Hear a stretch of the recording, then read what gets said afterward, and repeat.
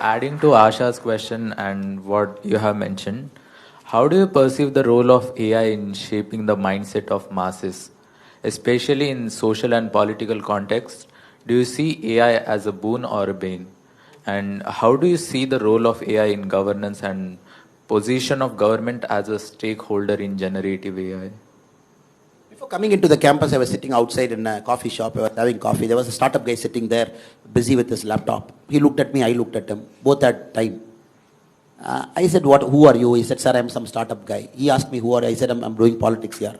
Within 30 minutes, let us discuss. I said, which field you are? And he said, I'm in the people hiring field. I said, it's going okay? He said, no, sir, AI has disrupted everything, sir. Now all resumes are fake, sir. People write all beautiful things, and we are taking so much time to realize what is right and what is wrong. All statement of purpose, very fancy ones they write. It looks so believable, very emotional. And it just happened to me 30 minutes before, outside your campus, in the road across in the coffee shop. So 100% it is going to disrupt. Massive disruption is on. And let me go one step further. For a country like us, which is just getting into that orbit of high growth, because your second part of the question is about how the country AI disruption. And we are just warming up to get into that orbit of $10,000 per capita income. We are about $5,000 now. And we have an ambition to reach there. Now I'm going to read out the statistics for you. Since you are max guys, I prepared something in my computer and came. And what is India's GDP now? So we are about 3.8 trillion, give or take a little bit million here and there, 3.8 trillion. So China's GDP is about 17.9 trillion today. I hope it is a true figure from China, because nobody knows what is a true figure. $17.9 trillion. And the Americans are somewhere around $37.8 trillion today. Americans are at 37.8. I'm getting the acknowledgement from the professor, which means my numbers are right. 3.8, 17 and 37 is the number we are looking. I was just calculating, when I go to IIT campus, these guys are going to make my country, our country, the developed country by 2047, correct? That is our goal. So I was thinking, how will you guys do it? So I did a simple mathematics calculation. If India is growing 13.5% from today, remember, no country has grown 13.5% for more than 2 years. If India is growing 13.5% today, for the next 25 years, compounded annual growth rate, CAGR, F30.5, next year 13.5. America is growing at 4% from today. 4%, 25 years. In 2047, we and US are equal. So you have to grow 13.5% every year. Americans have to grow at 4.5% every year. So that 2047, both sit at the same table and say, hello boss, both our economies are same. If we are growing at 13.5% today, for the next 2042 is what? 2024, 18 years? Yeah, 18 years. Next 18 years, you are growing at 13.5%, 18 years, top. China is growing 4% next 18 years, top. Then you will say, hello boss, we are equal. Now, look at the challenge. Can you grow at 13.5%? Because 2047, we have kept a target of $38 trillion now. From 3.8, we have to reach 38 trillion. Traditional ways of business is 100% not going to give you 13.5. Max 7 right now. Do well with a good prime minister, good policy, 8.5. Country aligns in the political sphere. All state governments wants to be in the business mode, and less politics and more governance. All states in India, maybe 9.5. Then more IITs churning out intelligent guys like you. You're not going to US, I'm assuming. You all stay in our country, and you all stay in our country for the next 25 years. Do everything. 10.5. Correct? And China problem solved, Pakistan problem solved, everything solved. And there is no nuisance, political nuisance like me. Everybody is sober and everybody is good. 11.5. Correct? We are talking of 13.5. 2047 equal. So now you're talking of artificial intelligence disruption, 3D technology, traditional manufacturing practices going for a toss. Americans are telling no more buying from China. Next president, you have to manufacture in US. And you're like, hello boss, you manufacture in US, it will be costly. To hell with it, manufacture in US. If US starts back manufacturing in a big way, with the Elon Musk and people of the world, if the Europe starts manufacturing within them, and they don't want to get into this cost arbitrage, which China mastered for a long time, so you have to understand that is the world you are entering tomorrow morning. You are entering into the world, the Americans are very clear. You know for a fact, the next presidential elections in US, first time in America's history after 1776, the whites are going to be a minority. They're going to come down below 50%. So the brown skin and people like me, slightly more browner or black, whatever people call, and they are going to go above 50. Hispanics and Asians and everybody. The traditional whites, the Bible Belts, the Mormons, people inside, the so-called traditional whites, they're going below 50. It is carrying them. And next president election is going to be defined by this thing. Of course, two 83-year-old guys are fighting. So you never know, one guy is walking unsteadily, other guy is like, I still have energy left. It is going to be the oldest presidential election. But it is not going to be defined by who is more fitter among the two. You are 83-year-old, 80 come do arm wrestling. It is not that. The American electorate are going to say, look, I am scared. My country, first time I am going below 50%. My manufacturing is not there. I am not getting jobs. My per capita income is coming down. If you look at the groups, the Hispanics and the Asians, their per capita income is growing up because they are more hardworking. Maybe I am not hardworking, but I don't want to work hard. Their artificial intelligence is entering. You start to imagine, it is reshaping the global politics. It is reshaping the way people are voting. Countries are going far right in Europe. Far right. You have seen the current Danish Prime Minister speaking in the parliament. Have you seen the speech? His speech about Muslims, his speech about immigration. Did you see? My God. Different level. He's speaking that kind of language in a parliament because they are forced to go extreme right. And Palestine and Gaza, what? The day one, the terror attack inside Israel. How much killing? 800, 850? Close to 1,000 people. Innocent people died. People who just want to have a good fun in the evening, a party, they got killed, butchered, massacred. What is the retaliation from Israel? Today's count, 29,700. Netanyahu's peace plan is, he's saying, give me the whole Gaza. I want to see what is happening. Let us have control over it. Just imagine, it is completely disrupting.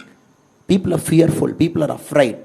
People think the supply chain is going one side, probably to our hemisphere. And the south is fearing, the north is regaining control. The north is fearing, south is more noisy. The global south, the north. So you're getting into this geopolitical tension, which was never there maybe 100 years before. Even World War II was not worse than this. Because now there is no powerful guy. There is zero powerful guy. Who will put a regulation? Why should I listen to Americans' regulation on AI? Tomorrow if Joe Biden is saying, oh, this is America's regulation on AI, you all have to follow. I'm not going to follow. I'm saying, who are you? No, they say 1950 I was a great superpower. I will say to hell with it. You are no more a superpower. You are declaring superpower. You are no Pax Britannica. You are not no Pax Americana. For 100 years, one global superpower managing the whole world. Look at America. They want to manage the whole world. You put one aircraft carrier in South China Sea. You put one closer to the Koreans. You put one in the Middle East. You put a CENTCOM command here. You have a Pacific Fleet. You have a Blue Water Navy. Everywhere Americans felt, oh, this is my century. I'm controlling the whole world. Middle East fellow have to listen to me. The Koreans have to listen to me. The Japanese have to listen to me. Now, why will I listen to US? If you look at Jaishankarji's statement, the America is listening to Jaishankarji now. He's going to US and talking a language which we never thought in our lives. We will hear an Indian external affairs minister talking in US like that. So the point I'm trying to tell you is, who is going to regulate AI? And it is completely cross-border. And Europeans don't have a common agreement on how to regulate. Some countries over-regulation, some countries lesser regulation. Americans have a problem. And you can't call the chiefs of big companies to the Congress every time, and the congressmen cannot sit and grovel them. It looks good on TV for their constituents, so you can get some votes. That's the American model of democracy. Look good on C-SPAN. Now, what I'm trying to tell you is, I don't have an answer. That is why I'm giving a long answer to you. and, and what I'm trying to tell you is, there is no answer to it. It is going to disrupt. And that is why we need smart guys like you in politics. Because, how many current politicians understand AI? 543 members in the parliament. Yes, they are very good in the traditional politics. Extremely good. This caste you divide, this caste you put, and you put a candidate from this caste, and you put a independent candidate from this caste. Sorry, I will look this side. Sorry, I'm just going that side. And you put an independent candidate from this caste, he will be the vote cutter, and they will win. Now, unfortunately, fortunately for us, and unfortunately for a lot of people, Modi ji is rewriting the political equation. He's saying, oh, development. And he's talking Vikshit Bharat. He's saying 5 years this and all those things. So now the politics have to change. See, people sitting there in Delhi, not understanding technology, AI, deepfake, regulation. Over-regulation is a problem. You never know how to turn on that stove because dosa has to be pakka. And it has to be correct thing. You have to just flip it and put it. Now regulation has to do that, right? You put over a thing, dosa will become black. Lesser it's uncooked, stomach pain. So I would only say, better guys should get into positions of power, guys of integrity like you, guys of intelligence like you, and understand 10 years from now how will it happen, 20 years from now what will shape up, how is the global demography changing, how is the geopolitical tension now. So Google is number one now, 10 years from now who will be number one? And you all know the chip, the AI, what is the AI background, what is the background for AI? Powerful chips drive AI, right? People say AI is not some Bhuta or some something sitting somewhere in Norway and say, oh, I am AI here, hello, hi, hi. It is not that. It is some powerful chips manufactured in Hong Kong by TSMC, which manufactures 56% of the world's chip. And 60% Taiwan. Or a company situated in Netherlands which manufactures the mission for that chip. $100 million is one mission. And we are looking at nanometer now, sir. NM, we have got to 3 nm now, the chip design. 3 nm is the latest TSMC. I am really fearful. I am not hearing this conversation inside politics. I want to hear this conversation inside politics. I sit in many rooms. I sit in a lot of rooms. I want to hear this conversation. Oh, now it is locked. The company in Netherlands, the sole company in the world, which supplies that mission to TSMC, to NVIDIA, it supplies to Samsung. And they have a monopoly for the next many, many years to buy only that mission which can write 3 nanometer chip now. And you are seeing there is a guy who is having that monopoly outside and who is going to have that AI monopoly in the next 10 years, 15 years, 20 years. And I fear that we are going to get loose out. And that is why our government talks semiconductor, manufacturing, bring it, chips. And I don't see the language of an MLA or MP who doesn't even understand what is happening. Something happening in Taiwan is going to have a repercussion in IIT Chennai. So sorry for the long answer, but the short and sweet answer is, we need intelligence guys like you with integrity to come into the playing field and don't be a spectator outside. And to see, oh, these guys will regulate, 543 guys in parliament will tell me how to run my startup, let me run my startup like that. No, you have to be there to tell people of your generation, to tell them, hello boss, I am with you. I understand your problem. I am in the political field. Let us try and work out a solution. And we are not here to harm you as a government. And 13.5% growth for 25 years, sir. Is it possible? Unless you disrupt the whole mindset of our country. You got to have highways, we have 41 Vande Bharat trains. We have to make it 500. The first bullet train, 2026, it is going to fly. But we need 15 bullet trains. We have 149 airports. We need 300.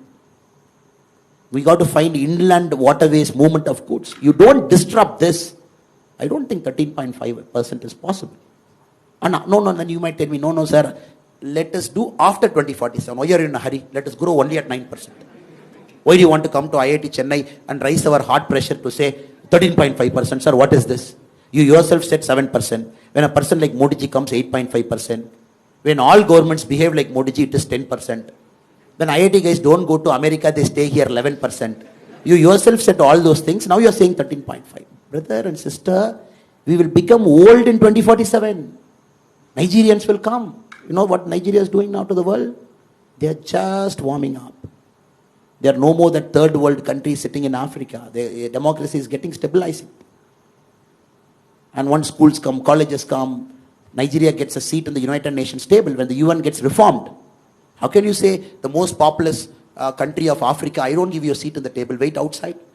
How will you say a country of 142 crore people, reforms will come? India will be a permanent member. It's a matter of time. It's geopolitics. It's geopolitics. And reforms have to happen.